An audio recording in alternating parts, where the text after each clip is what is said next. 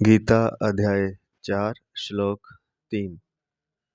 सायवायं मया तेद्य योगः प्रोक्तः पुरातनः भक्तोऽसि मे सखा चेति रहस्यं हेतदुत्तमम्।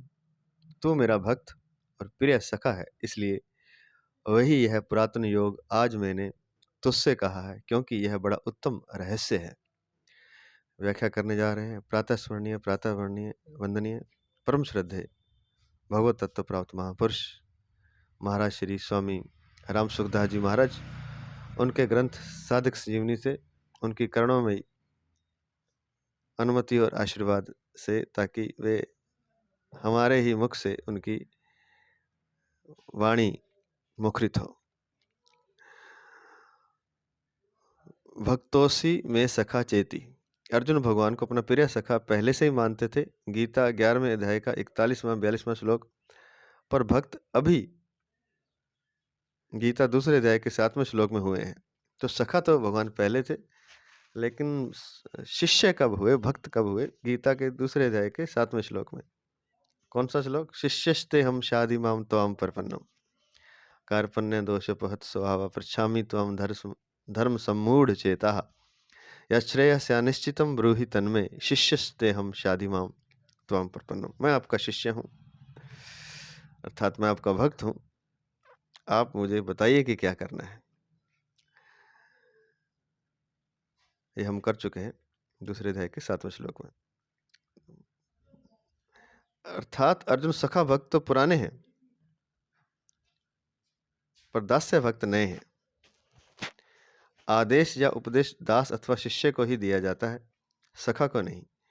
अर्जुन जब भगवान के शरण हुए तभी भगवान का उपदेश आरंभ हुआ। जो खास बात सखा से भी नहीं कही जाती, वह बात भी शरणागत शिष्य के सामने प्रकट कर दी जाती है। अर्जुन भगवान से कहते कि मैं आपका शिष्य हूं, इसलिए आपके शरण हुए मुझको शिक्षा दीजिए। इसलिए भगवान अर्जुन के सामने अपने आप को प्रकट कर देते हैं, रहस्य को खोल देते हैं। शिष्यस्ते हम शादी माम तवाम प्रपन्नम। मैं आपका शिष्य हूं, शिष्यस्ते हम शादी माम, मुझको शिक्षा दीजिए। त्वाम प्रपन्नम, आपके शरण हुए। यह श्लोक था दूसरे अध्याय का 7वां श्लोक। अर्जुन का भगवान के प्रति बहुत विशेष भाव था, तभी तो उन्होंने वैभव और अस्त्र शस्त्रों से सुसज्जित नारायणी सेना का त्याग करके निशस्त्र भगवान को अपने सारथी के रूप में स्वीकार किया। तो इसको 2 लगा के दिया है नीचे। और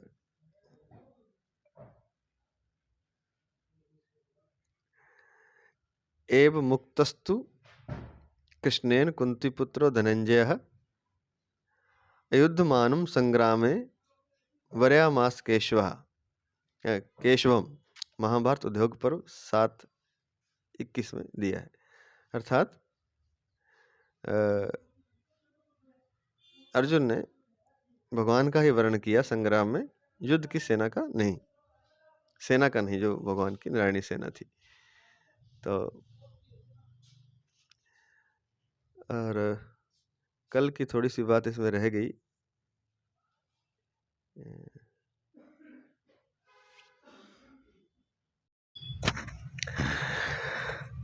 कल एक बात रह गई थी कि योग कर्म सदैव संसार के लिए होते हैं और योग सदैव अपने लिए होता है।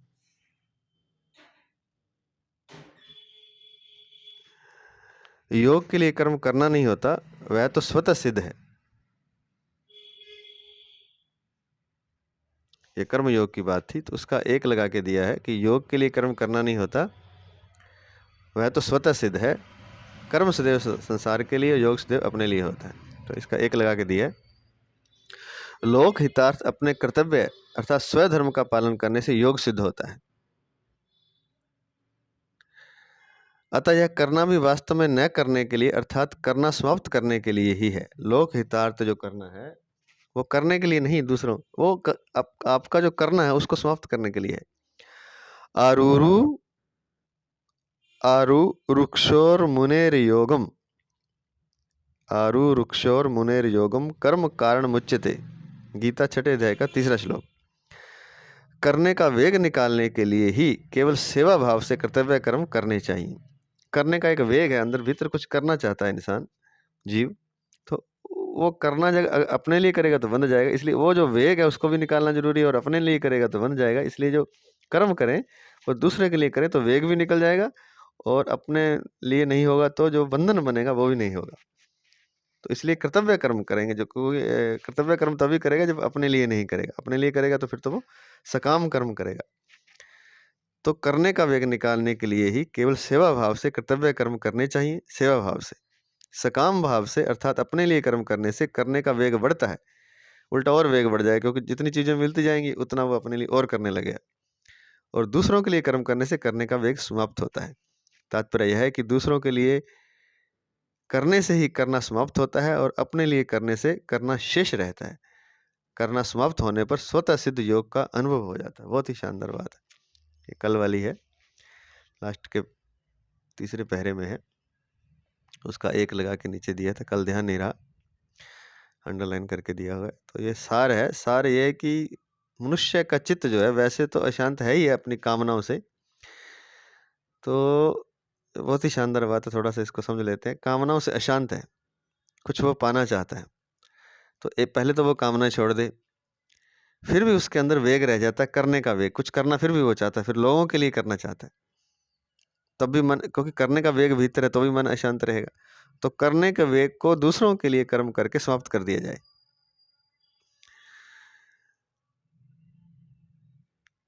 तो जो भीतर का वेग है, भीतर की जो एक उथल पुथल है,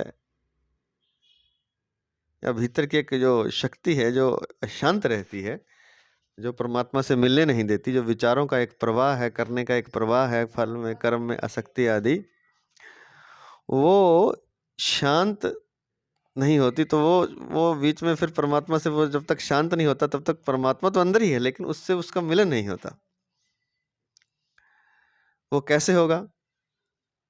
वो या तो सांख्य योग द्वारा भी हो सकता है, लेकिन यहाँ पर कर्म योग से आसान बताया, सुगमता पूर्व बताया है। और राज ऋषियों ने भी, जो राजा ऋषि हुए हैं, उन्होंने भी इसी कर्म योग का ही आश्रय लिए, क्योंकि कर्म करते हुए वे मुक्त हो गए। तो कर्म का जो वेग है वो बाधा डालता है।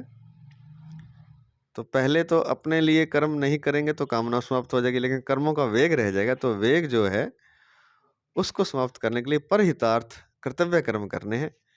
तो ऐसा करेगा तो कर्मों का वेग समाप्त हो जाएगा। तो जो वेग से मतलब ये है कि पीछे कर्मों की एक गाड़ी चल रही है, वो गाड़ी जल्दी से रुकती नहीं है, क्योंकि वो अपने आप ही चलती रहती है, फिर आप रोकना भी चाहें तो भी नहीं रुकती। जैसे रेलगाड़ी ही मान लीजिए, तो इंजन स्टार्ट करके गाड़ी बहुत 100-150 की स्पीड से चल रही है,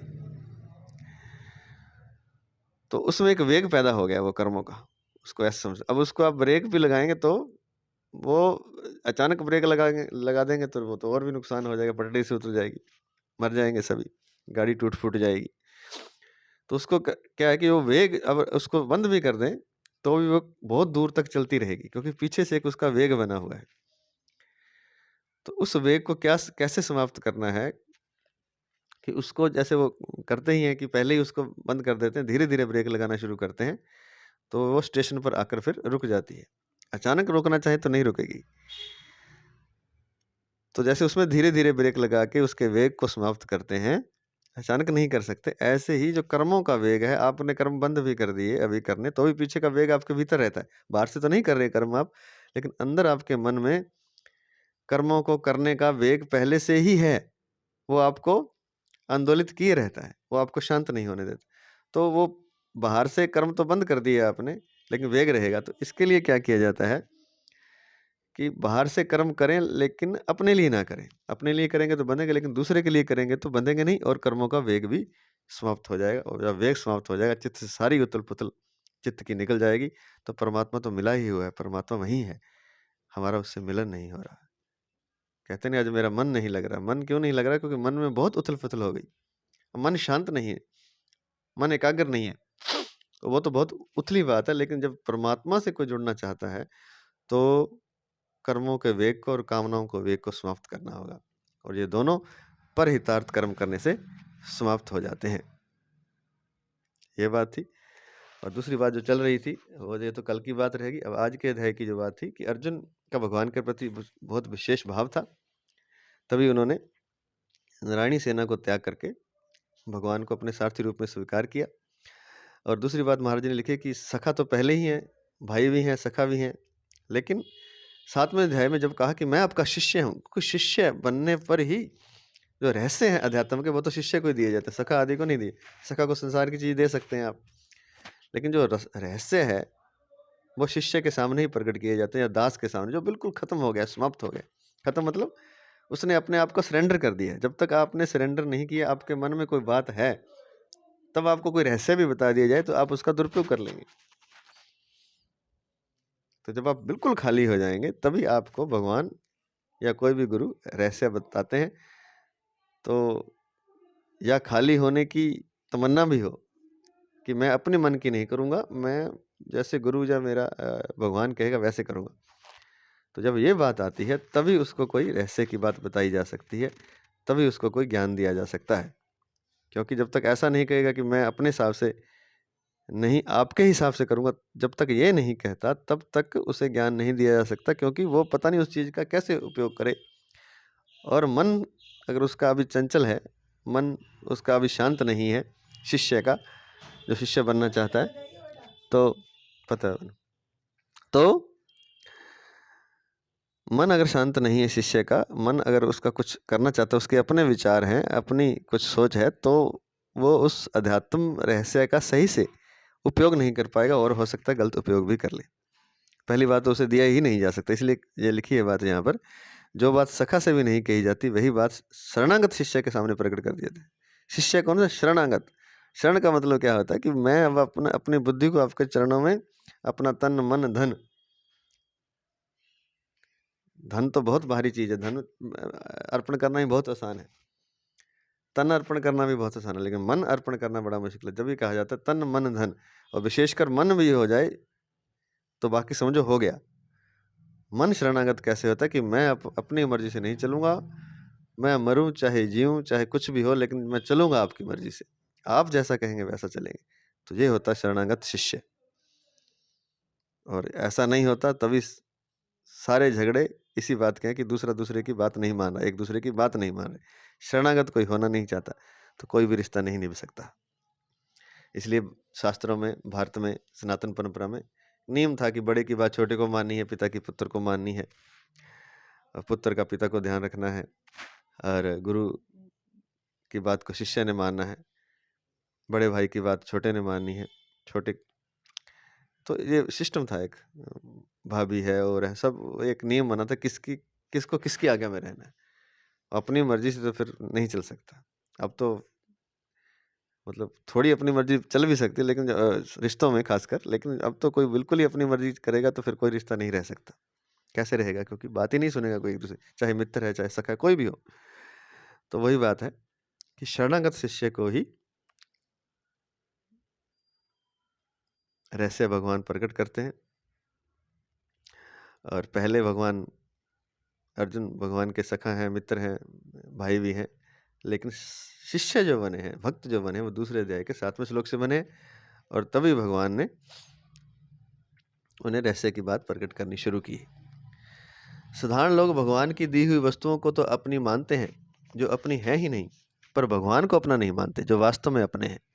उल्टा करते हैं हम लोग, जो वस्तुएं हैं उनको तो अपना मानते हैं, जिसने वस्तुएं दी हैं, जो भगवान ने दी हैं, उसको अपना नहीं मानते। बल्कि उल्टा होना है कि भगवान तो अपने हैं और वस्तुएं अपनी नहीं है, वस्तुएं भगवान की, हम इससे उल्टा मानते हैं। वे लोग वैभवशाली भगवान को न देखकर उनके वैभव को ही देखते हैं। वैभव को ही सच्चा मानने से उनकी बुद्धि इतनी भ्रष्ट हो जाती है कि वे भगवान का अभाव ही मान लेते हैं, अर्थात भगवान की तरफ उनकी दृष्टि जाती ही नहीं। कुछ लोग वैभव की प्राप्ति के लिए ही भगवान का भजन करते हैं। भगवान को चाहने से तो वैभव भी पीछे आ जाता है, पर वैभव को चाहने से भगवान नहीं आ सकते। वैभव तो भक्त के चरणों में लौटता है, परंतु सच्चे भक्त वैभव की प्राप्ति के लिए भगवान का भजन नहीं करते। वे वैभव को नहीं चाहते, अपितु भगवान को ही चाहते हैं। वैभव को चाहने वाले मनुष्य वैभव के भक्त अर्थात दास होते हैं, और भगवान को चाहने वाले मनुष्य भगवान के भक्त अर्थात दास होते हैं। अर्जुन ने वैभव अर्थात नारायणी सेना का त्याग करके केवल भगवान को अपनाया, तो युद्ध क्षेत्र में भीष्म, द्रोण, युधिष्ठिर आदि महापुरुषों के रहते हुए भी गीता का महान दिव्य उपदेश केवल अर्जुन को ही प्राप्त हुआ, और बाद में राज्य भी अर्जुन को मिल गया। बहुत ही शानदार बात है। हाँ, क्या आनंददायक बात है कि अगर हम भगवान को चाहेंगे तो आपको सब कुछ मिल जाएगा, आप पीछे आए, क्योंकि वैभव भगवान से अलग थोड़ी है। लेकिन ज़्यादातर मनुष्य पूजन भक्ति करते हैं, पूजन करते हैं वो वैभव के लिए, ताकि हमें जो चीज़ें मिल जाएं वो भगवान ही देते हैं। लेकिन वैभव अगर मिल भी जाएगा तो भगवान तो नहीं मिलेंगे, तो आपकी साधना बेकार गई, भक्ति आपकी पूजा बेकार गई। मतलब बेकार का मतलब संसार के ही पदार्थ आपने पा लिए, बाकी भगवान तो रह गए।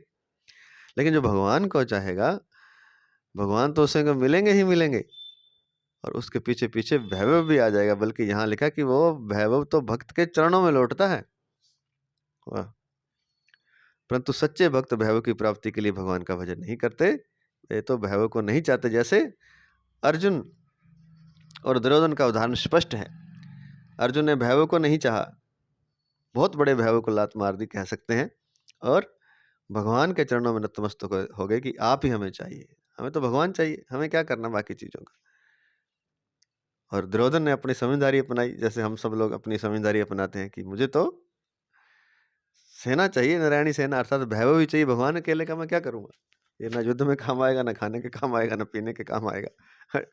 हम भी ऐसे सोचते हैं ना, भगवान को लेके करेंगे क्या? ना उससे रोटी मिलेगी, ना उससे मकान बनेगा, ना गाड़ी आएगी, ना कार मिलेगी, ना कोई रिश्ता बनेगा, ना कोई शादी होगी, क्या होगा? भगवान को लेके करेंगे क्या? भगवान को खाएंगे, पिएंगे, ओढ़ेंगे, क्या करेंगे?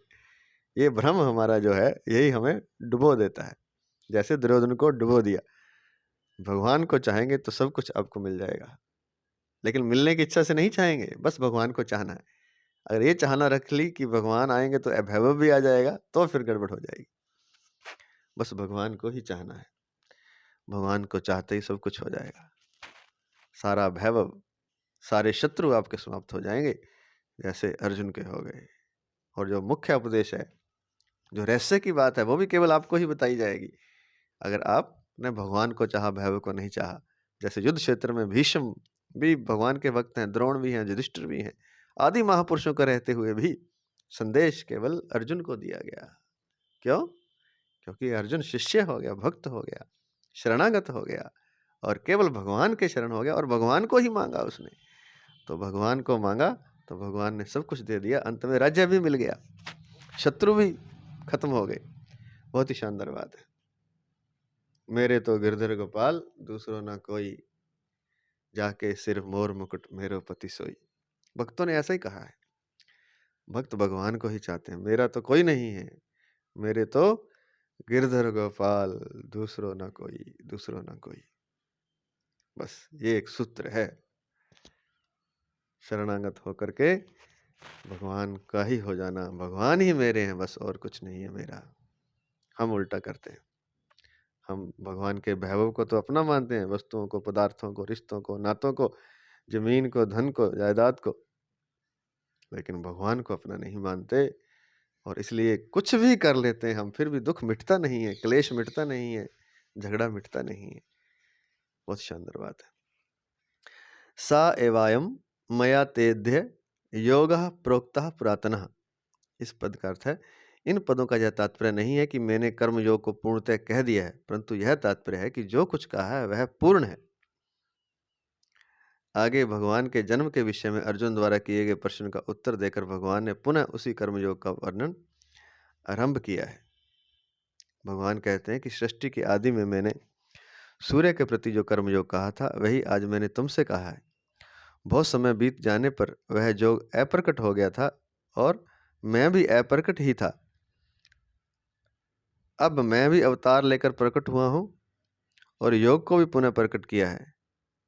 अतः अनादिकाल से जो कर्मयोग मनुष्य को कर्म बंधन से मुक्त करता आ रहा है, वह आज भी उन्हें कर्म बंधन से मुक्त कर देगा। अगला पद है, रहस्यम हयेत दुत्तमम जिस प्रकार 18वें अध्याय के 66वें श्लोक में भगवान ने अर्जुन के सामने सर्वगुह्यतम बात प्रकट की कि तू मेरी शरण में आ जा, मैं तुझे संपूर्ण पापों से मुक्त कर दूंगा।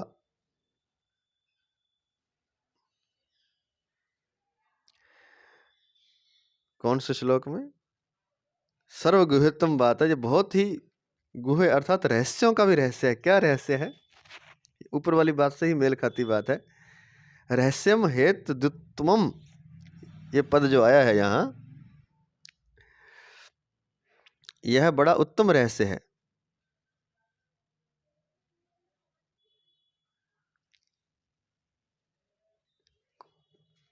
कौन सा रहस्य? जो भगवान बता रहे हैं कर्मयोग का। और यही और 18वें अध्याय के 66वें श्लोक में भगवान कहते हैं क्या?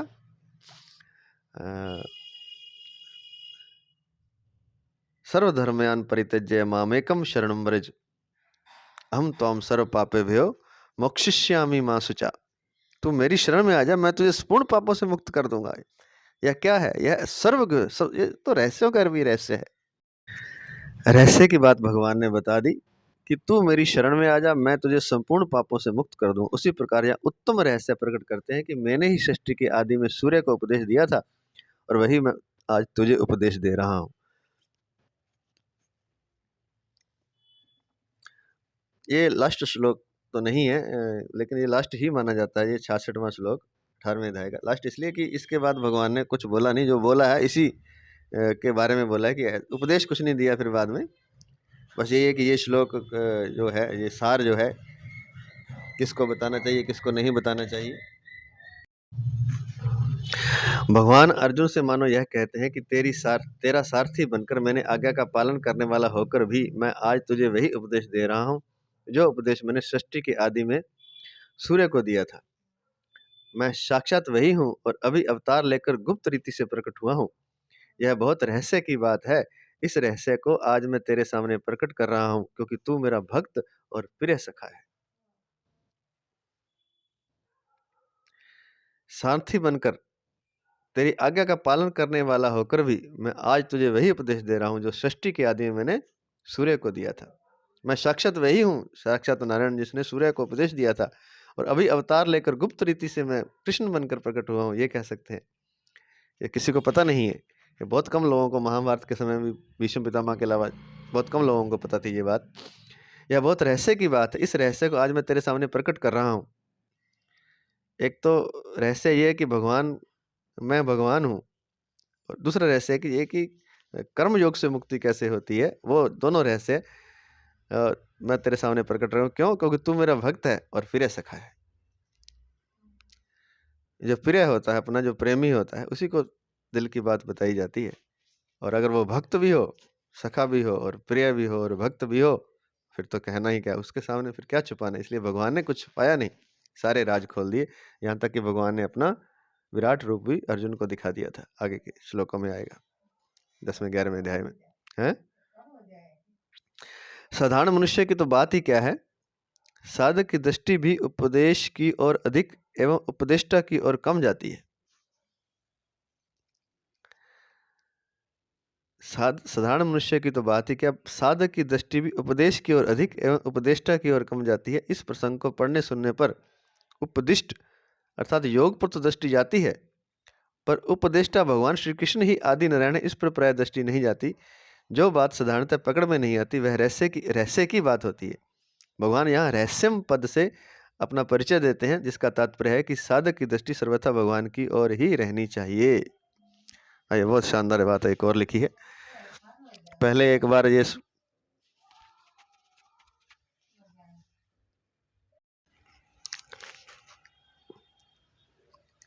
इस बात को समझने के लिए पहले श्लोक समझते हैं। सा एवायम मया तेध्य योगः प्रोक्तः प्रार्थना। तू मेरा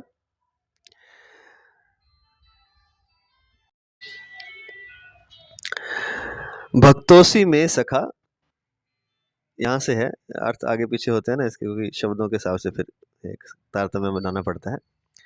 तू मेरा भक्त और प्रिय सखा है। भक्तोसी मे सखा चेति रहस्यम हेतदुत्तमम।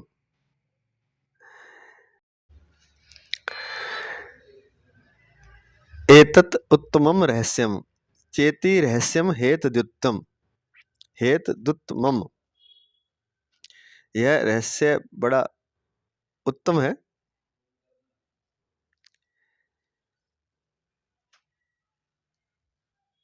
चे मतलब ये रहस्य बड़ा उत्तम है और तू मेरा प्रिय सखा और भक्त है, इसलिए मैं तुझे कहता हूँ। स एवायम मया, वही है पुरातन योग। तेध्य योग प्रोक्तः पुरातनः। प्रोक्त मैंने तुझसे कहा है, पुरातन मैंने पुरातन, योग पुरातन योग मैंने तुझसे कहा। तेध्य ते तुझसे,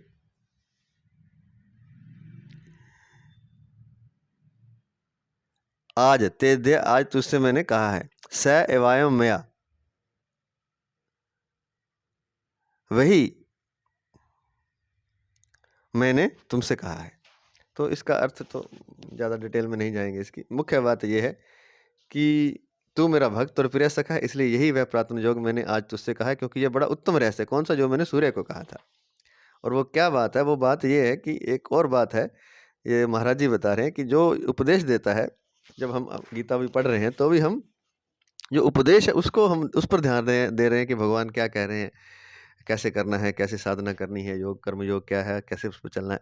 लेकिन जो उपदेश देने वाला है उस पर ध्यान नहीं होता, बल्कि वास्तविक बात उपदेश देने वाला, उपदेश भी उतना महत्वपूर्ण नहीं है जितना उपदेष्टा जो उपदेश दे रहा है वो महत्व का है।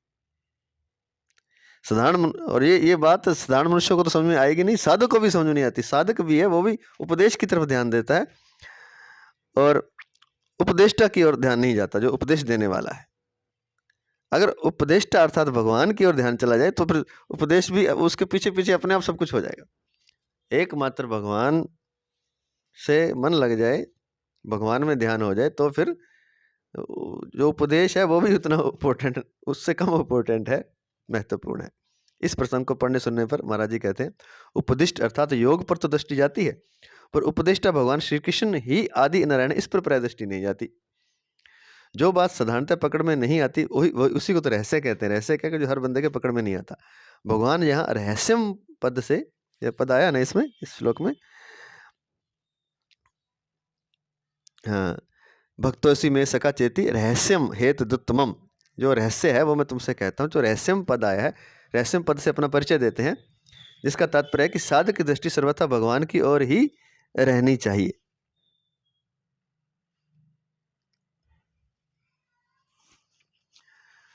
तो ये बात है कि जो उपदेश देने वाला है, उपदेश से अधिक उपदेश देने वाला अर्थात उपदेष्टा, वो ज़्यादा महत्वपूर्ण है, उसकी तरफ दृष्टि जानी चाहिए। यही रहस्य है। अपने आप को यदि उपदेष्टा कहकर भगवान मानो अपने को मानव मात्र का गुरु प्रकट करते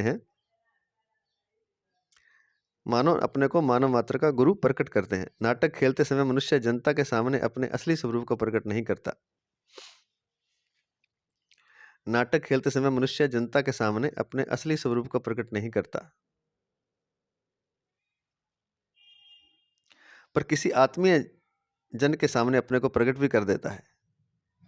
ऐसे ही मनुष्य अवतार के समय में भगवान अर्जुन के सामने अपना ईश्वर भाव प्रकट कर देते हैं, अर्थात जो बात छिपाकर रखनी चाहिए वह बात प्रकट कर देते हैं। यही उत्तम रहस्य है।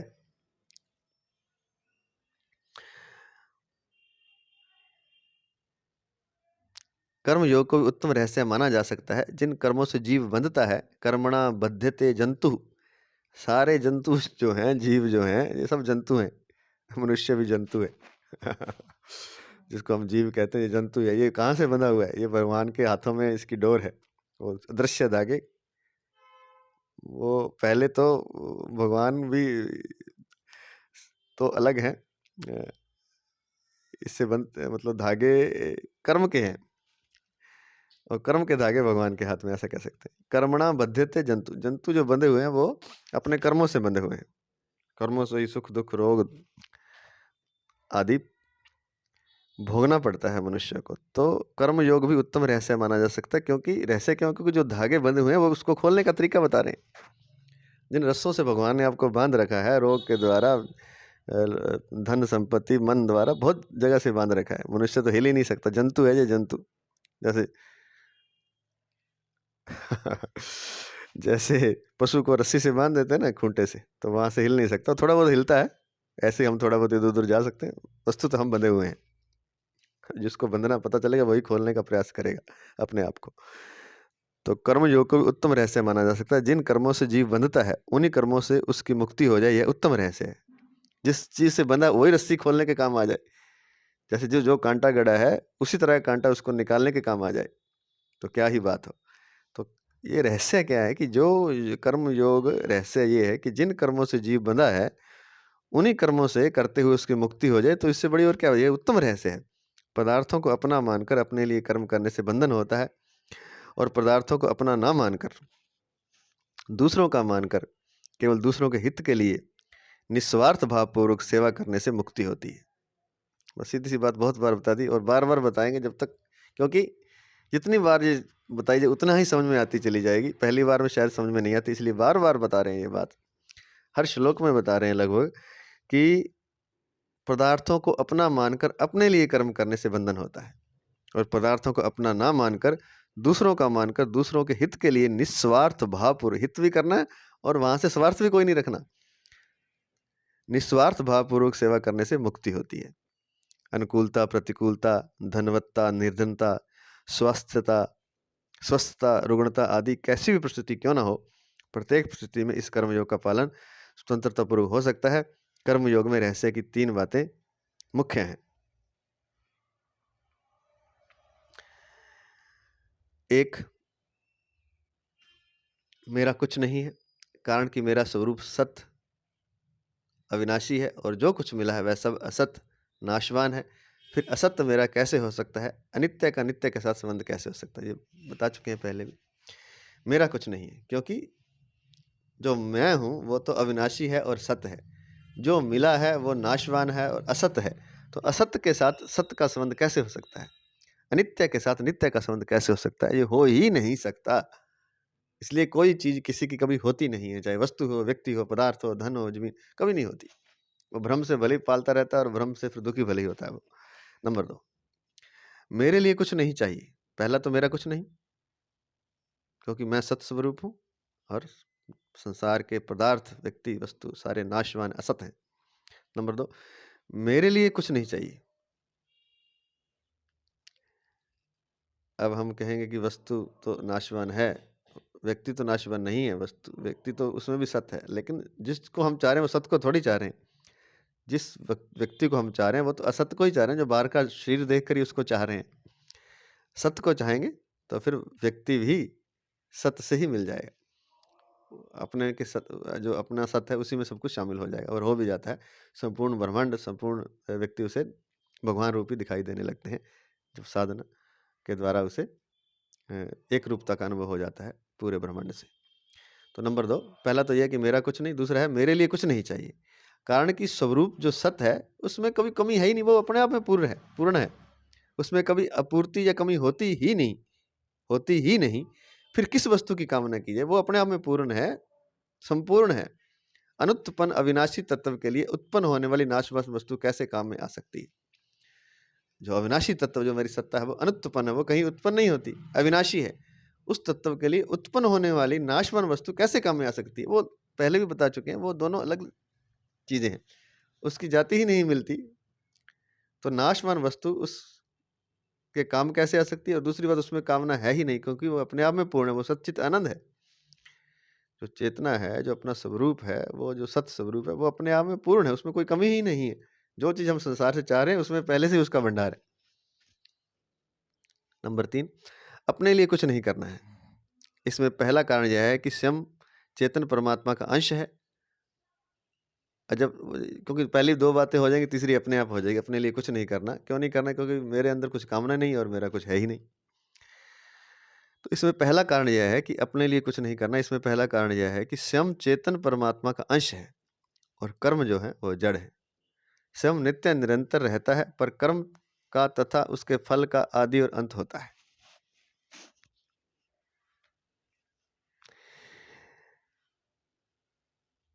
इसलिए अपने लिए कर्म करने से आदि अंत वाले कर्म और फल से अपना संबंध जुड़ता है। स्वयं नित्य निरंतर रहता है, पर कर्म का तथा उसके फल का आदि और अंत होता है। इसलिए अपने लिए कर्म करने से आदि अंत वाले कर्म और फल से अपना संबंध जुड़ता है। कर्म और फल का तो अंत हो जाता है, पर उनका संग भीतर रह जाता है, जो जन्म मरण का कारण होता है। कारणम गुण संज्ञोस्य सदसद्यो निजन्मसु निजनमसु।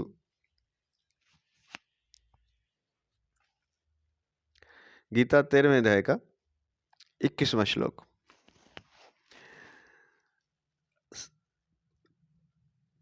द्वारा से समझ लेते हैं कि स्वयं चेतन परमात्मा का अंश है। स्वयं तो चेतन है, जो हमारी जो सत्ता है वो चेतन स्वरूप है, और कर्म जो जड़ है। स्वयं जो है वो नित्य निरंतर रहता है, कर्म का आदि और अंत होता है, कर्म का तथा कर्म के फल का। इसलिए अपने लिए कर्म करने से आदि अंत वाले कर्म और फल से अपना संबंध जुड़ जाता है। अपने लिए करेगा तो उससे संबंध जुड़ेगा, और कर्म भी नहीं रहेगा और फल भी का भी अंत हो जाएगा। तब क्या रह जाएगा? तब उसका संग भीतर रह जाता है, जो हमने संग किया था, यानी कि उसकी छाप भीतर रह जाती है। इसको छाप कह सकते हैं, कर्म की और कर्म के फल की। क्योंकि हम तो नित्य हैं, हम तो समाप्त होने वाले हैं नहीं। अगर हम भी समाप्त हो जाते तब तो कोई दिक्कत नहीं थी, कर्म के और कर्म का फल के साथ हम भी समाप्त हो जाते। लेकिन हम रहते हैं, कर्म और कर्म का फल समाप्त हो जाता है। तो हम रहते हैं तो उसके संग से जो हम पर छाप पड़ जाती है वह रह जाती है।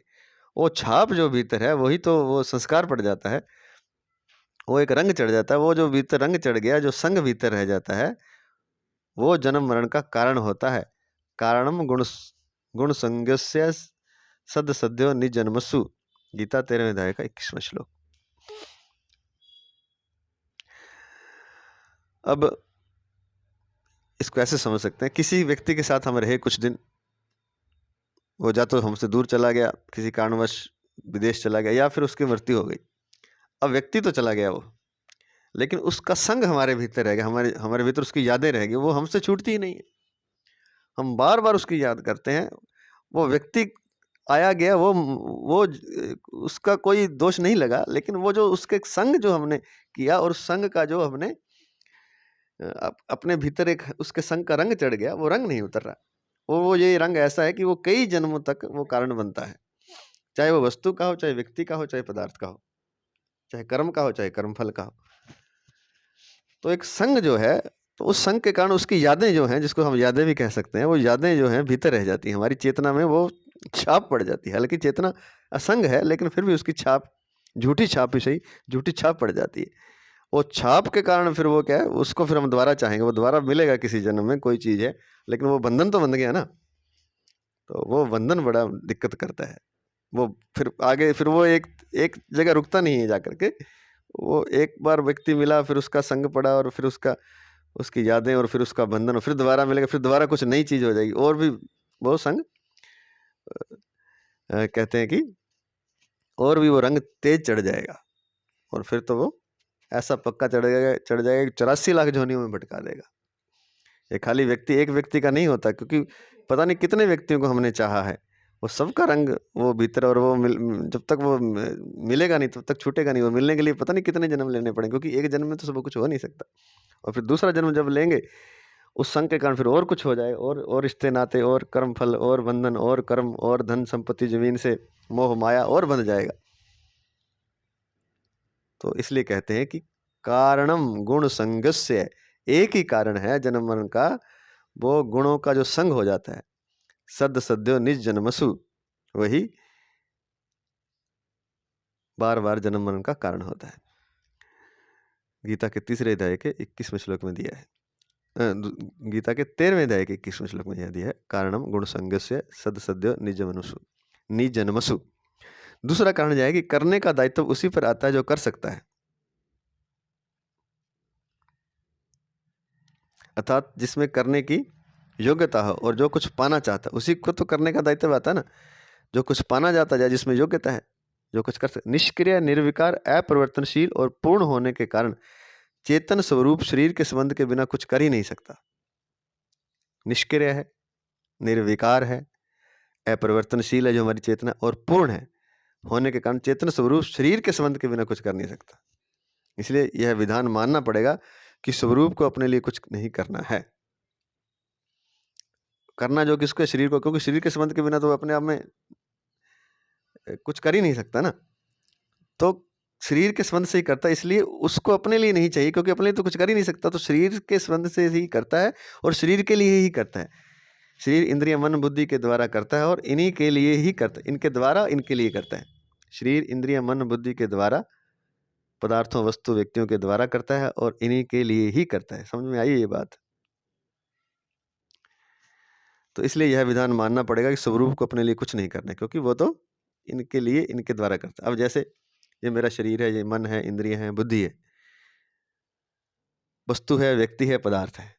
अब क्रिया यही होगी, इनके द्वारा ही होगी ना। वस्तु के द्वारा कोई क्रिया होगी, पदार्थ के द्वारा होगी, व्यक्ति के द्वारा होगी, शरीर के द्वारा होगी, मेरे मन के द्वारा, इंद्रियों के द्वारा, बुद्धि के द्वारा होगी। किसके लिए? अपने चेतन स्वरूप के लिए तो होएगी नहीं, क्योंकि वो तो इससे अलग है। तो इसी शरीर के लिए ही होएगी, इन्हीं पदार्थों के लिए। पदार्थ पदार्थों के काम ही आ रहे हैं, शरीर शरीरों के काम आ रहे हैं, मन मन के, बुद्धियां एक दूसरे के काम आ रहे हैं। इसलिए वो जो चेतन स्वरूप है वो इससे अलग है, तो उसे अपने लिए कुछ नहीं करना। ये सारा झंझट इसी शरीर का है, मन बुद्धि का, और इसी के लिए है। ये यहीं समाप्त हो जाने वाला है। वो जितना मर्जी करते रहे, वो कभी उसका वो जो कर्मों का बंधन है वो कभी पूर्ण होगा नहीं, और कभी संतुष्टि होगी नहीं, और कभी वो समाप्त नहीं होगा। वो करते रहे एक दूसरे के लिए, और बढ़ता चला जाएगा। जैसे प्याज के छिलकों में से छिलके और निकलते रहते हैं, निकलते रहते हैं, वो कभी छिलका पूर्ण होता ही नहीं। प्याज खत्म हो जाता है, छिलके निकलने बंद नहीं होते। ऐसा ही है। तीसरा कारण यह है कि स्वरूप सत्य है और पूर्ण है, उसमें कभी कमी आती नहीं, आने की संभावना ही नहीं। ना भावो विद्यते सतः, गीता दूसरे अध्याय का 16वां श्लोक। कमी न आने के कारण उसमें कुछ पाने की इच्छा भी नहीं होती। सत्य में ना भावो विद्यते सत्य का मतलब है कि उसमें अभाव है ही नहीं। सत्य में उसमें कोई कमी आती ही नहीं, आने की संभावना भी नहीं। वह पूर्ण है और सत्य है। कमी न आने के कारण उसमें कुछ पाने की इच्छा भी नहीं। इससे स्वतः सिद्ध होता है कि स्वरूप पर करने का दायित्व नहीं है, अब अर्थात उसे अपने लिए कुछ नहीं करना। इससे भी सिद्ध होता है कि स्वरूप को तो कुछ दिक्कत नहीं है ना, उसमें तो सब कुछ है, तो उसे अपने लिए कुछ नहीं करना है। तो इससे सिद्ध होता है कि स्वरूप पर करने का दायित्व नहीं है, अर्थात उसे अपने लिए कुछ नहीं करना है। कर्म योग में कर्म तो संसार के लिए होते हैं और योग अपने लिए होता है, परंतु अपने लिए कर्म करने से योग का अनुभव नहीं होता। योग का अनुभव तभी होगा जब कर्मों का प्रवाह पूरा का पूरा संसार की ओर ही हो जाए। कारण कि शरीर इंद्रियां मन बुद्धि पदार्थ धन संपत्ति आदि जो कुछ भी हमारे पास है वह सब का सब संसार से अभिन्न है, संसार का ही है, और उन्हें संसार की सेवा में ही लगाना है। अतः पदार्थ और क्रिया रूप संसार से संबंध विच्छेद करने के लिए ही दूसरों के लिए कर्म करना है। यही कर्मयोग है। कर्मयोग सिद्ध होने पर करने का राग, पाने की लालसा, जीने की इच्छा और मरने का भय सब मिट जाते हैं।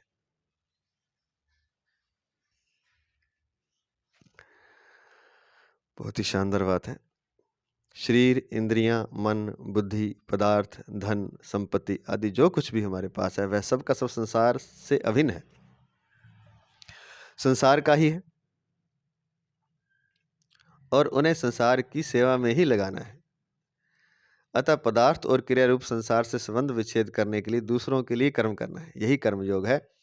दूसरों के लिए जब हम करेंगे, संसार की चीजें संसार में ही लगा के समाप्त कर देंगे, अपने लिए उनका कोई उपयोग नहीं करेंगे, तभी ये कर्मयोग है।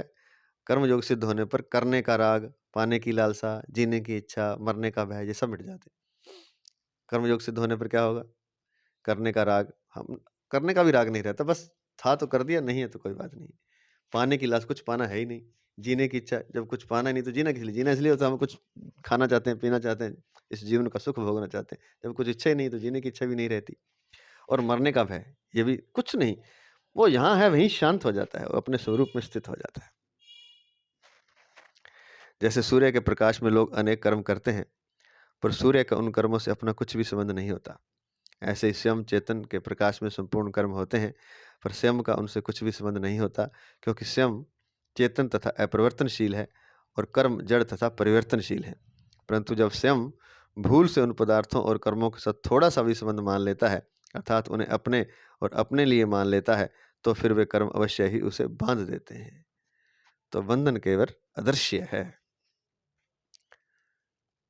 नियत कर्म का किसी भी अवस्था में अदृश्य है, तो इसका मतलब ये नहीं कि बंधन कमजोर है, बंधन और भी मजबूत है। जितनी स्थूल से सूक्ष्म चीज होती जाती है, उतनी शक्तिशाली होती जाती है। जैसे पृथ्वी से ज्यादा शक्तिशाली जल है, जल से ज्यादा शक्तिशाली अग्नि है, अग्नि से ज्यादा शक्तिशाली वायु है, वायु से शक्तिशाली आकाश है। तो दोबारा से सुन लें। स्वयं चेतन तथा अपरिवर्तनशील है और कर्म जड़ तथा परिवर्तनशील है, परंतु जब स्वयं भूल से उन पदार्थों और कर्मों के साथ थोड़ा सा भी संबंध मान लेता है, अर्थात उन्हें अपने और अपने लिए मान लेता है, तो फिर वे कर्म अवश्य ही उसे बांध देते हैं। बस मानने मात्र से, माना हुआ ही है बंधन।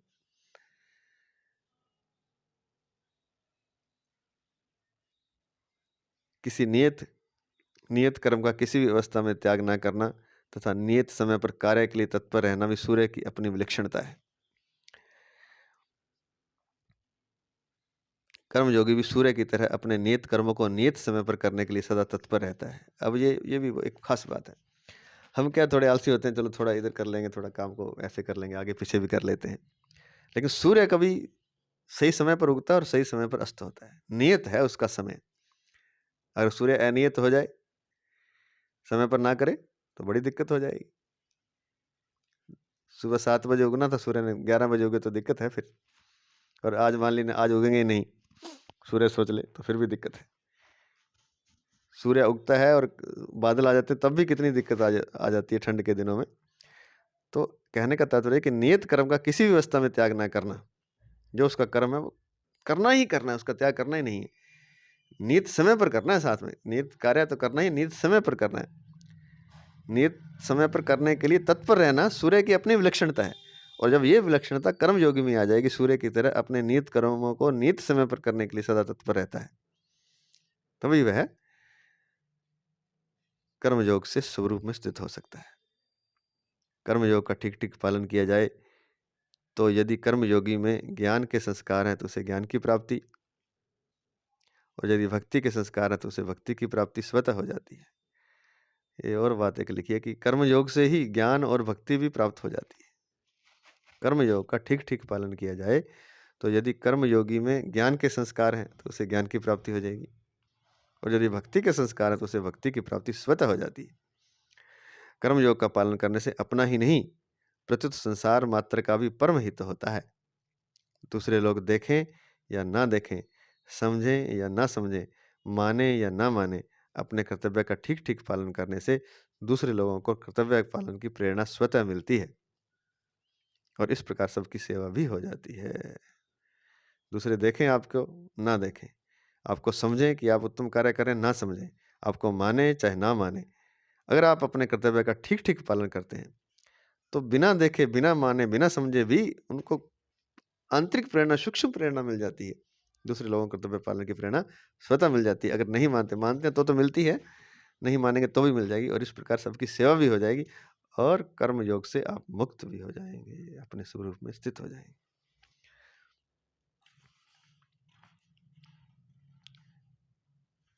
अब ये जो श्लोक था पिछले पेज पर 2 लगा के जो दिया था कि भगवान को सारथी बनाया और नारायणी सेना को नहीं, उसमें संस्कृत में था एव मुक्तस्तु कृष्णेन कुंती पुत्रो धनंजय युद्धमानम संग्रामे वर्यामास केशवम।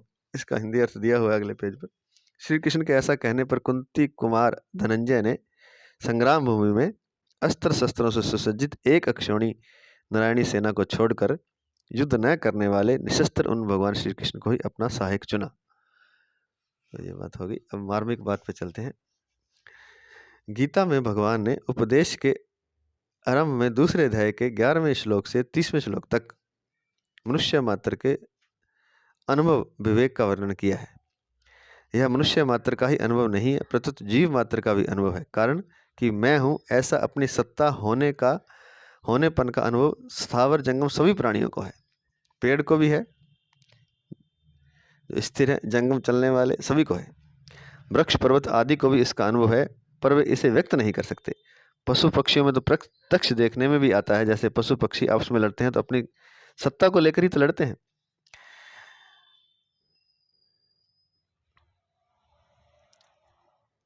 यदि अपनी अलग सत्ता का अनुभव ना हो तो वे क्यों लड़े?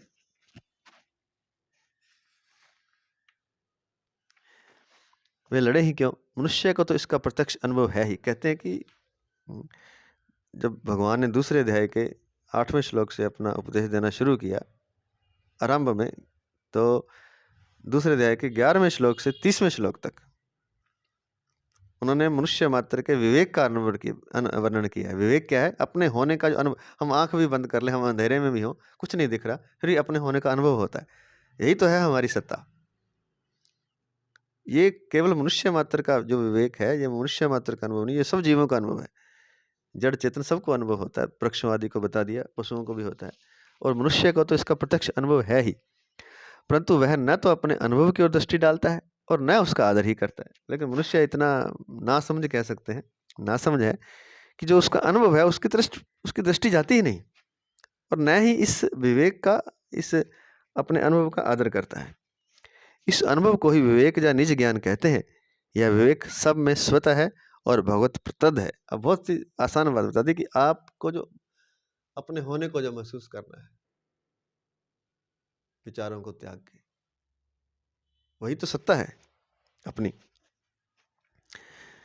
इस अनुभव को ही विवेक, इसी अनुभव को, जो अपने आप को जो जानना है, इसी को निज ज्ञान कहते हैं। यह विवेक सब में स्वतः है और भगवत प्रदत्त है, ये भगवान का दिया हुआ है। बस उसी को जानना है। आंख बंद करके अपने आप को होने को अनुभव करते रहें, कुछ नहीं, पड़े पड़े करते रहें, कर्म करते हैं, कर्म करते हुए कर सके।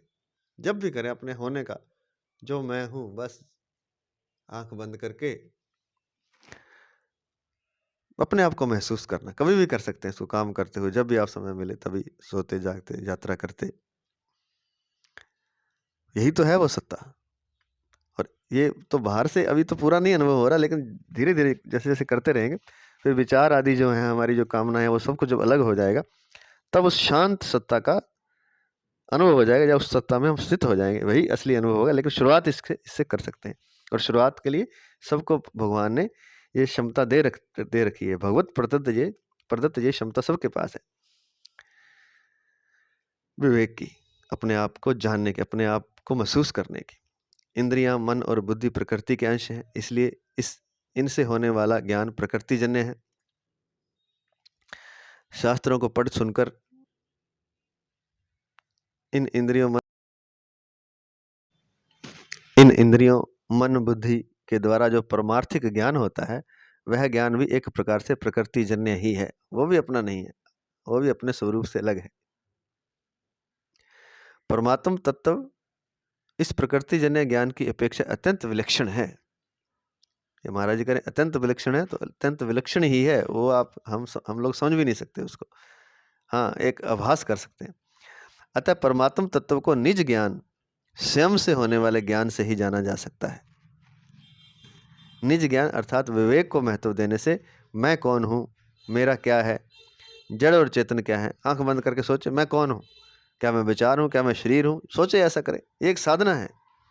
मैं कौन हूँ, इस साधना को करते ही रमण महर्षि ने ज्ञान प्राप्त कर लिया। बड़े रह जाते थे, वो सो जाते थे, लेट जाते थे और विचार करते थे, मैं कौन हूँ, मैं कौन हूँ, प्रश्न पूछते थे अपने आप को, और उसी से उन्हें ज्ञान प्राप्त हो गया। आंखें बंद करके पूछें अपने आप से मैं कौन हूँ, पता चलेगा। ना तो मैं शरीर हूँ, ना मैं मन में हूँ, ना मैं बुद्धि हूँ, ना इंद्रियां हूँ। मैं एक सत्ता हूँ, मैं परमात्मा हूँ। तो मैं कौन हूँ, मेरा क्या है, विचार करें, कुछ भी तो नहीं है। जड़ और चेतन क्या है, प्रकृति और परमात्मा क्या है, यह सब जानने की शक्ति आ जाती है फिर। और ऐसा हम प्रश्न खुद से पूछेंगे और जानेंगे, तो ये विवेक हमारा काम आएगा। यही विवेक कर्म योग में भी काम आता है, यह मार्मिक बात है। ये जो विवेक है अपने आप को जानने का, मैं कौन हूँ, मेरा क्या है, जड़ और चेतन क्या है, प्रकृति और परमात्मा क्या है, ये जो जानने की जो शक्ति है, यही शक्ति कर्म योग में भी काम आती है। और यही मार्मिक बात यही है कि यही शक्ति कर्मयोग में काम आती है। यह मार्मिक बात है। यह विवेक कर्मयोग में भी काम आता है, यह मार्मिक बात है। कर्मयोग में विवेक की दो बातें मुख्य हैं। अपना होनेपन, नंबर 1 अपने होनेपन, मैं हूं, मैं कोई संदेह नहीं। कर्मयोग में विवेक, ये तो सब जानते हैं, मैं हूं तो हूं, तो इसमें तो किसी का संदेह नहीं। दूसरा, अभी जो वस्तुएं मिली हुई हैं उन पर अपना कोई आधिपत्य नहीं है, क्योंकि वे पहले अपनी नहीं थी और बाद में भी अपनी नहीं रहेंगी। मैं स्वयं निरंतर रहता हूं और ये मिली हुई वस्तुएं, शरीर, इंद्रियां, मन, बुद्धि, धन, संपदा, पदार्थ, वस्तु, व्यक्ति आदि निरंतर बदलती रहती हैं और इनका निरंतर वियोग होता रहता है। जैसे कर्मों का आरंभ और समाप्ति होती है, ऐसे ही उनके फल का भी संयोग और वियोग होता है। कर्मों का आरंभ होता है, समाप्ति होती है, ऐसे ही उसके फल का भी उनके संयोग और वियोग होता है। इसलिए कर्मों और पदार्थों का संबंध संसार से है, स्वयं से नहीं है। इस प्रकार विवेक जागृत होते ही कामना का नाश हो जाता है। कामना का नाश होने पर स्वतः सिद्ध निष्कामता प्रकट हो जाती है, अर्थात कर्मयोग पूर्णतः सिद्ध हो जाता है। कर्म और पदार्थों का संबंध संसार से है, स्वयं से नहीं है। इस प्रकार विवेक जागृत होते ही कामना का नाश हो जाता है और निष्काम में स्वतः सिद्ध निष्कामता प्रकट हो जाती है, कर्मयोग पूर्णतः सिद्ध हो जाता है। कामना से विवेक ढक जाता है। गीता 3 अध्याय का 38वां 39वां श्लोक हम कर चुके हैं। स्वार्थ बुद्धि, भोग बुद्धि, संग्रह बुद्धि रखने से मनुष्य अपने कर्तव्य का ठीक ठीक निर्णय नहीं कर पाता। स्वार्थ के कारण, भोग के कारण और इकट्ठा करने के कारण। इकट्ठा कर ले बस सब कुछ, भोगना थोड़ा सा ही है, खुद मर जाएगा, सामान यहीं पड़ा रह जाएगा, जमीन यहीं पड़ा रह जाएगी, धन मकान यहीं पड़ा रह जाएगा। भोग तो 1 कमरे का करना, लेकिन महल 10 कमरों का चाहिए या 10 महल चाहिए मान लीजिए। जीवन जीने के लिए तो 2 बीघे जमीन काफी थी या 5 बीघे मान लीजिए, जितनी भी जीवन जीने के, लेकिन 100 बीघे चाहिए मुझे, और 100 मिल जाए तो फिर 1000। मतलब संग्रह करके रखना है। वो ऐसे सोचता है कि मैं जैसे कई सदियों तक यहाँ जीना है मुझे। मैंने तो यहाँ तक देखा है कि मृत्यु के कगार पर खड़े हैं और जमीन से इतना मोह है, मरने वाले हैं। हो सकता है 80, 90, 100 साल उम्र है और कब प्राण निकल जाए, शरीर में प्राण भी नहीं है, जान भी नहीं है, शक्ति भी नहीं है, लेकिन मोह जो है वो 100 बीघों का है, 1000 बीघों का है। जैसे सदियों यहाँ रहना है, यही है संग्रह करना। संग्रह करके रखता है और सोचता है इसको इकट्ठा करके रखूंगा तो बाद में भोगूंगा। अरे भैया, ये नहीं पता तेरे पास समय कितना है, समय नहीं है तेरे पास ना, तेरे पास समय नहीं है भोगने का। संग्रह से होगा क्या? और इतने स्वार्थ से क्या होता है फिर? ये स्वार्थ बुद्धि, भोग बुद्धि, संग्रह बुद्धि से मनुष्य का कर्तव्य, उसको फिर वो अंधा हो जाता है, बस धृतराष्ट्र बन जाता है वो। ये तीनों चीजें जिसमें छा जाएंगी वो पक्का धृतराष्ट्र बन जाएगा, उसका विवेक ढक जाएगा। आंखें तो होंगी लेकिन अंधा होगा। आंखों से भी आंखें होते हुए भी लोग अंधे होते हैं। स्वार्थ बुद्धि, भोग बुद्धि, संग्रह बुद्धि रखने से मनुष्य अपने कर्तव्य का ठीक ठीक निर्णय नहीं कर पाता। वह उलझनों को उलझन से ही, अर्थात शरीर, इंद्रिय, मन, बुद्धि से ही सुलझाना चाहता है। उलझन को उलझन से सुलझाना चाहता है, ये नहीं सुलझ सकती। संसार की सारी चीजें उलझन ही है और हम उन्हीं उलझनों से उलझनों को सुलझाना चाहते हैं। कैसे सुलझेंगी? वह उलझनों को उलझन से ही, अर्थात शरीर, इंद्रिय, मन, बुद्धि से ही सुलझाना चाहता है और इसलिए वह वर्तमान परिस्थिति को बदलने का ही उद्योग करता है, परंतु परिस्थिति को बदलना अपने वश की बात नहीं। इसलिए उलझन सुलझने की अपेक्षा अधिक अधिक उलझती चली जाती है। परिस्थिति को बदलना हमारे वश में नहीं और हम परिस्थिति को बदलने का प्रयास करते हैं, उद्योग करते हैं। इसलिए उलझन, क्योंकि हमारे वश में नहीं है, वो परमात्मा के हाथ में। परिस्थिति को बदलना हमारे वश में नहीं है, इसलिए उलझन सुलझने की अपेक्षा अधिक उलझती चली जाती है। विवेक जागृत होने पर स्वयं स्वार्थ बुद्धि, भोग बुद्धि, संग्रह बुद्धि नहीं रहती, और अगर विवेक जागृत हो जाए तो फिर स्वार्थ बुद्धि, भोग बुद्धि, संग्रह बुद्धि नहीं रहती। तब अपना कर्तव्य स्पष्ट दिखने लग जाता है और सभी प्रकार की उलझनें स्वतः सुलझ जाती हैं। बाहरी परिस्थिति कर्मों के अनुसार ही बनती है, अर्थात वह कर्मों का ही फल है। हमारे जो बाहर जो परिस्थिति है वह हमारे किए हुए कर्मों का फल है। आज नहीं, पिछले जन्म में जब भी किए हैं उन्हीं कर्मों का फल हमें मिला हुआ है। वो बाहरी परिस्थिति उस प्रकार से ही बनी हुई है।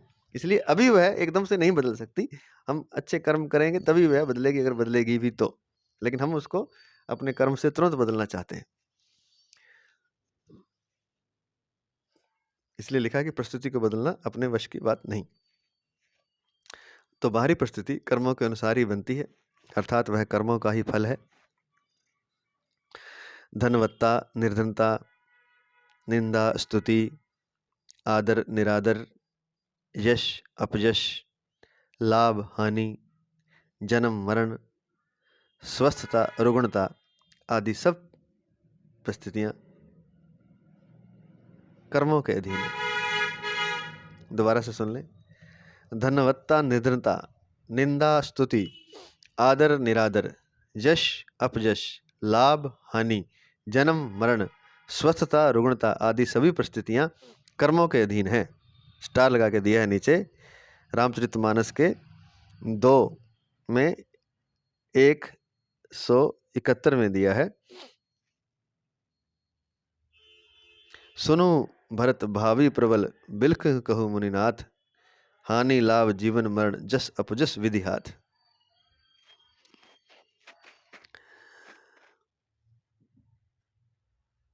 तो ये सब परिस्थितियां कर्मों के अधीन है।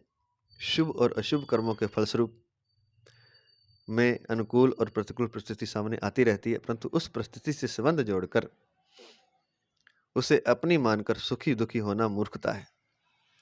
तात्पर्य यह है कि अनुकूल और प्रतिकूल परिस्थिति का आना तो कर्मों का फल है, और उसमें सुखी दुख होना अपनी अज्ञानता, अज्ञता, मूर्खता का फल है। परिस्थिति तो आई है वो कर्मों के अनुसार से, लेकिन अगर आप सुखी हो रहे हैं, दुखी हो रहे हैं, तो ये आपकी मूर्खता है। कर्मों का फल मिटाना तो हाथ की बात नहीं है, वो तो मिलेगा, पर मूर्खता मिटाना बिल्कुल आपके हाथ की बात है। जिसे मिटा सकते हैं उस मूर्खता को तो मिटाते नहीं, और जिसे बदल सकते नहीं उस परिस्थिति को बदलने का हम उद्योग करते हैं। यह महान भूल है। हम परिस्थिति नहीं बदल सकते, हम परिस्थिति से जो सुख दुख आ रहा है उसको बदल सकते हैं। उसको तो हम बदलते नहीं, उस मूर्खता को तो हम हटाते नहीं। हम इतने मूर्ख हैं कि दुख आने पर दुखी हो जाते हैं, सुख आने पर सुखी हो जाते हैं। ये हमारी मूर्खता है। जिसे मिटा सकते हैं उस मूर्खता को तो हम मिटाते नहीं, और जिसे बदल सकते नहीं उस परिस्थिति को बदलने का उद्योग करते हैं। यह महान भूल है। इसलिए अपने विवेक को महत्व देकर मूर्खता को मिटा देना चाहिए, और अनुकूल प्रतिकूल परिस्थितियों का सदुपयोग करते हुए उनसे ऊंचे उठ जाना, अर्थात असंग हो जाना चाहिए। परिस्थिति आई है तो उसमें लिप्त ना, उससे ऊंचे उठे। दुख आया तो दुख से ऊंचे उठ जाए ना, सुख आया तो सुख, अनुकूल प्रतिकूल में डूबे ना, उनसे बाहर निकल जाएं, आप अलग हो जाएं, विवेक का उपयोग करें, परिस्थिति का उपयोग करते हुए उनसे ऊंचे उठ जाना, अर्थात असंग हो जाना चाहिए। जो किसी भी परिस्थिति से संबंध न जोड़कर उसका सदुपयोग करता है, परिस्थिति का उपयोग करना है, सदुपयोग करना है, उससे कुछ सीखना है, वो आपको सीखने के लिए दी गई है। और भी बहुत सी चीज़ें हैं, बस जो भी परिस्थिति आई है अनुकूल प्रतिकूल, उसका उपयोग करना है, उससे सीखना है, और उससे ऊंचा ऊंचा उठ जाना है, और उससे असंग हो जाना है। तब तो हुआ कुछ विवेक का उपयोग। अगर आप उसमें उसी के अंदर सुख में सुखी हो गए, दुख में दुखी हो गए, डूब गए, लोग डिप्रेशन में चले जाते हैं, मर भी जाते हैं, आत्महत्या कर लेते हैं, तो इतना डूब जाते हैं, बिल्कुल डूब गया मतलब मर ही गया वो। तो डूब गए तो आप मूर्ख हैं, और अगर आप विवेकवान हैं तो आप उस परिस्थिति से बाहर निकल जाएंगे, ऊंचे उठ जाएंगे, और उसका सदुपयोग कर लेंगे, उससे कोई ज्ञान ले लेंगे, कुछ ना कुछ उस परिस्थिति का आप उपयोग कर लेंगे। जो किसी भी परिस्थिति से संबंध न जोड़कर उसका सदुपयोग करता है, अर्थात अनुकूल परिस्थिति में दूसरों की सेवा करता है, और प्रतिकूल परिस्थिति में दुखी नहीं होता, अर्थात सुख की इच्छा नहीं करता। दुखी नहीं होता मतलब ये नहीं है कि वो सुख सुख मिल जाएगा कल को मुझे, वो उस दुख में असंग रहता है, वह संसार बंधन से सुगमता पूर्वक मुक्त हो जाता है। क्या? दोबारा से सुन लें। जो किसी भी परिस्थिति से संबंध न जोड़कर उसका सदुपयोग करता है, अर्थात अनुकूल परिस्थिति में तो दूसरों के हित के लिए काम करता है, दूसरों की सेवा करता है, क्योंकि समय अच्छा है। समय अच्छा तो मजे नहीं करने लगते, दूसरों की सेवा करता है, अनुकूल परिस्थिति है तो। और प्रतिकूल परिस्थिति में दुखी नहीं होता, अर्थात सुख की इच्छा नहीं करता, वह संसार बंधन से सुगमता पूर्वक मुक्त हो जाता है। और प्रतिकूल परिस्थिति में दुखी नहीं होता, अर्थात सुख की इच्छा नहीं करता। दुखी होने का मतलब यह है कि कल सुख चाहिए, मुझे सुख चाहिए, सुख की चाहना समाप्त कर देता है। सुख चाहिए नहीं, और जो है वहीं लीन हो जाता है वो। बस दुख है तो दुख ठीक है, उसमें डूबने का मतलब ये नहीं कि उसमें डिप्रेस्ड हो जाता है, दुख में डूबने का मतलब है कि दुख को भी वो जी लेता है और सुख की इच्छा नहीं करता। ये एक पॉइंट है, बड़ा बारीक पॉइंट है, समझने वाला है कि जब दुख आ गया जीवन में तो दुखी नहीं होता। दुखी कैसे नहीं, उसको जी लेगा। जैसे सुख को हम जी लेते हैं, ऐसे दुख को भी जी लेते हैं। जैसे कड़वा फल मिल गया कोई, तो कड़वे फल को भी वो खा जाता है, डकार मार जाता है। कड़वा तो लगेगा लेकिन वो दुखी नहीं होगा, उसको खा जाएगा। खाने से क्या है, वो जो कड़वा फल है वो भी कुछ फायदा ही करेगा। अच्छे फल की कामना नहीं करेगा, ये नहीं खाता मैं, ऐसे नहीं, उसको ही खा जाएगा वो। दुख की परिस्थिति का उपयोग कर लेगा, दुख में दुखी नहीं होगा, अर्थात सुख की इच्छा नहीं करेगा लेकिन दुख को जी लेगा। तब वह संसार बंधन से सुगमतापूर्वक मुक्त हो जाता है। दुखी नहीं होता, सुख की इच्छा नहीं करता। दोनों के बीच में एक पॉइंट है, दुखी नहीं होता और सुख भी नहीं चाहता। एक तरह कैसे तटस्थ हो जाता है वो, और तटस्थ है वो तो बंधन से मुक्त है ही। प्रतिकूल परिस्थिति में दुखी नहीं होता अर्थात सुख की इच्छा नहीं करता। इसके बीच में एक पॉइंट है, दुखी नहीं हो, दुख भी नहीं लेना, दुखी भी नहीं होना और सुख भी नहीं चाहिए, अर्थात तटस्थ हो जाता है वो। जब तटस्थ हो जाता है एक तरह से वो अपनी चेतना में स्थित हो जाता है, और चेतना में स्थित होने का ये एक साधन भी बनता है दुख। तो वह संसार बंधन से सुगमतापूर्वक मुक्त हो जाता है। जिसे मनुष्य नहीं चाहता वह प्रतिकूल परिस्थिति पहले कि ये अशुभ अर्थात पाप कर्मों का फल होती है, अतः पाप कर्म तो करने ही नहीं चाहिए। पीछे से तो पाप कर्म है, उसी के कारण वो अशुभ परिस्थिति आई है। तो अब तो आगे, तो पीछे वाले कर्मों से आगे, लेकिन अब पाप कर्म नहीं करने आगे से, ये ध्यान रखना है। जब आपके पास कोई प्रतिकूल परिस्थिति, दुख वाली स्थिति आ जाए तो ये समझ लें कि ये हमारे अशुभ अर्थात पाप कर्मों का फल है, और अब तो इसको हमने एक तरह से सहन कर लेना, या कह सकते हैं कि इसमें दुखी नहीं होना और ना सुख की इच्छा करनी। तो इसको तटस्थ होकर के जी लेना है, असंग होकर के जी लेना है, और आगे से ये ध्यान रखना है कि हमसे कोई पाप कर्म ना हो, कोई ऐसा कर्म फल आगे फिर हमें नहीं भुगतना पड़ेगा, हम आगे के लिए सावधान हो जाएंगे। तो पहले वाली जो परिस्थिति, उसका हम कुछ कर तो नहीं सकते, लेकिन उसमें हम विवेक का उपयोग करके दुख से तो मुक्त हो ही सकते हैं। अतः पाप कर्म तो करने नहीं चाहिए। एक तो ये ज्ञान आएगा, किसी को कष्ट पहुंचे ऐसा काम तो स्वप्न में भी नहीं करना चाहिए। बहुत अच्छी बात है। जब हम दुखी होते हैं तो ये खास बात और है कि हम फिर हमारे मन से दुख निकलता है, दूसरे को हम ना चाहते हुए भी दुखी कर देते हैं। तो ये भी ध्यान रखें, किसी को कष्ट ना पहुंचे। ये तभी होगा जब आप स्वीकार कर लेंगे स्थिति को। किसी को कष्ट पहुंचे ऐसा काम तो स्वप्न में भी नहीं करना चाहिए। परंतु वर्तमान में नए पाप कर्म न करने पर भी पुराने पाप कर्मों के फलस्वरूप जब प्रतिकूल परिस्थिति आ जाती है, तब अंतकरण में चिंता, शोक, भय आदि भी आ जाते हैं। इसका कारण यह है कि हमने चिंता, शोक को अधिक परिचित बना लिया है। जैसे बिक्री की हुई गाय पुराने स्थान से परिचित होने के कारण बार बार वहीं आ जाती है। प्रतिकूल परिस्थिति आने पर क्या होता है, अंतःकरण में चिंता आ जाती है, शोक है, भय है, आ जाते हैं। क्यों आ जाते हैं बार बार? क्योंकि हमने चिंता, शोक को अधिक परिचित बना लिया है। जैसे उदाहरण दिया है कि जो गाय आपने बेच दी, वो छूट करके वही पुराने स्थान पर बार बार आ जाती है, परंतु उसे बार बार नए स्थान पर पहुंचा दिया जाए तो फिर वह पुराने स्थान पर आना छोड़ देती है। ऐसे ही आज और अभी यह दृढ़ विचार कर लें कि आने जाने वाली परिस्थिति से संबंध जोड़कर चिंता, शोक करना गलती है। यह गलती अब हम नहीं करेंगे तो फिर ये चिंता, शोक आना छोड़ देंगे। आज ही दृढ़ निश्चय कर लें अभी कि आने जाने वाली परिस्थिति से संबंध जोड़कर चिंता, शोक करना हमारी मूर्खता है, हमारी गलती है। आगे से हम ये गलती नहीं करेंगे। आगे से क्या मतलब, आज से ही ये गलती हम नहीं करेंगे।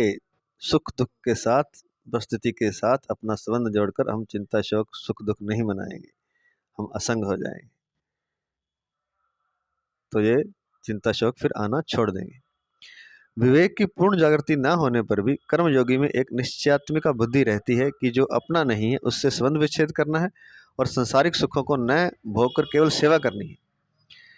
देखो, जब विवेक पूर्ण हो जाएगा तब तो व्यक्ति सिद्ध हो जाता है, या कह सकते हैं संत हो जाता है, भगवान हो जाता है, भगवत्ता को प्राप्त हो जाता है, परमात्मा स्वरूप हो जाता है। वो व्यक्ति नहीं रहता, वो एक तरह से परमात्मा होता है। लेकिन जब तक वो नहीं होता तब तक जब हम दृढ़ निश्चय कर सकते हैं। दृढ़ निश्चय करके हम वो चीज़ें हमारे तक आएंगी, हम उससे असक्त ना हो। तो एक दृढ़ निश्चय हम कर सकते हैं, जिसको यहाँ गीता में निश्चयात्मिका बुद्धि कहते हैं। वो क्या है निश्चयात्मिका बुद्धि? कि जो अपना नहीं है उससे तो संबंध विच्छेद करना है, और जो संसारिक सुख है उनको न भोग कर केवल सेवा करनी है। क्योंकि भोगों को आप भोगने गए नहीं और आप फंसे नहीं, बस ये भगवान का जाल है। जो सुख भोग भगवान देता है, ये जाल है भगवान का फेंका हुआ मछलियां पकड़ने के लिए। जाल में फंस जाएंगे तो सुखों को भोगना नहीं है, केवल सेवा करनी है। और जो अपना नहीं है उससे संबंध विच्छेद करना, ये अगर निश्चयात्मिका बुद्धि हमारी हो जाएगी, अर्थात ये हमारा दृढ़ निश्चय जब हो जाएगा, तो फिर हम एक तरह से सिद्ध पुरुष की तरह ही हो जाएंगे। अभी हुए तो नहीं, लेकिन उसकी तरह ही हमारा व्यवहार हो जाएगा, उसकी तरह ही हमारी चेतना हो जाएगी, और जल्दी ही हम अपने स्वरूप में स्थित भी हो जाएंगे।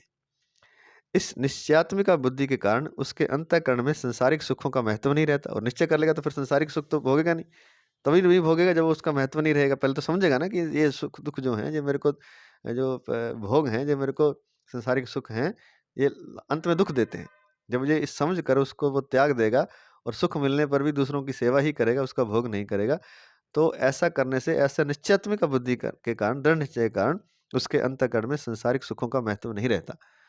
फिर भोगों में सुख है ऐसे भ्रम में उसे कोई डाल नहीं सकता। इतना जब उसको पता चल जाएगा, फिर कोई कहेगा कि भोगों में सुख है, वहाँ धन कमा लो, मकान बना लो, शहर में बना लो, फिर बड़े शहर में बना लो, फिर अमेरिका, कनाडा, जर्मनी में बना लो, फिर ऐसे झांसे उसको कोई नहीं दे सकता। ये झांसे दूसरे तो देते ही देते हैं, अपना मन भी देता रहता है। तो अपने मन से भी वो सावधान हो जाए। ऐसा कर लो, शादी कर लो, पुरानी पत्नी मर गई, अब नई शादी कर लो, पुरानी चली गई तो नई शादी कर लो, ये कर लो, वो कर लो, वो बहुत चीजें हैं। तो फिर वो ऐसे झांसे उसको कोई नहीं दे सकता। फिर भोगों में सुख है ऐसे भ्रम में उसे कोई नहीं डाल सकता।